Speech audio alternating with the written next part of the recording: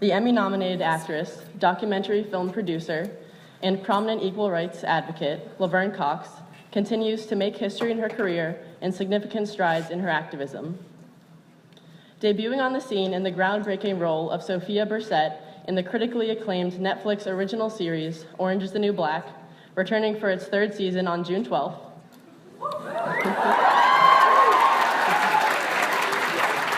The first trans woman of color to have a leading role on a mainstream scripted television show is now expanding her presence to the her presence to the small screen with the much anticipated CBS legal drama Doubt. Been waiting weeks to say this, actually like a year. Please join me in welcoming Laverne Cox.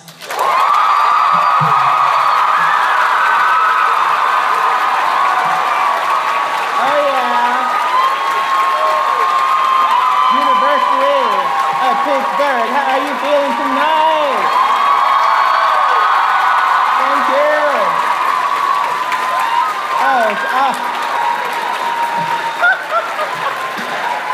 Laverne Cox rocks my Crocs. I love that. That is awesome. Can you hear me? I'm so much taller than the microphone.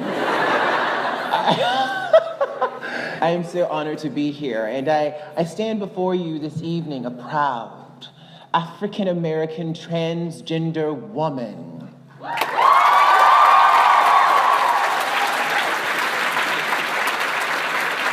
From a working class background, raised by a single mother, I stand before you an artist, an actress, a sister, and a daughter, and I believe it's important to name the various intersecting components of my multiple identities because I'm not just one thing, and neither are you. I believe it's important to claim the various intersecting components of my multiple identities with pride in public because I've not always been able to do so. I've often carried tremendous amounts of shame about various aspects of who I am, and let's face it, folks, being a black, working class, transgender woman isn't necessarily a celebrated class in this society.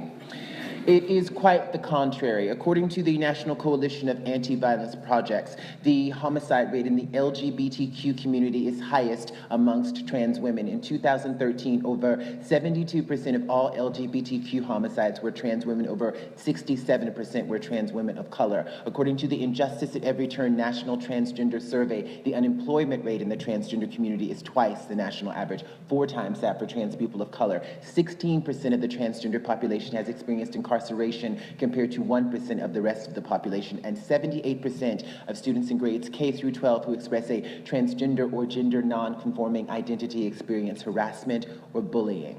78%. It is a state of emergency for far too many trans people across this nation, but as Dr. Cornel West reminds us, justice is what love looks like in public. That's good, right?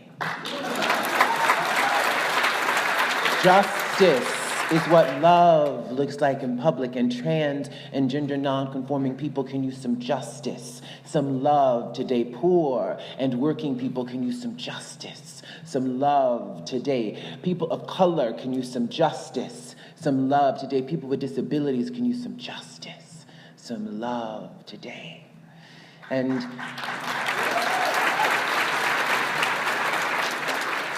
ain't I a woman?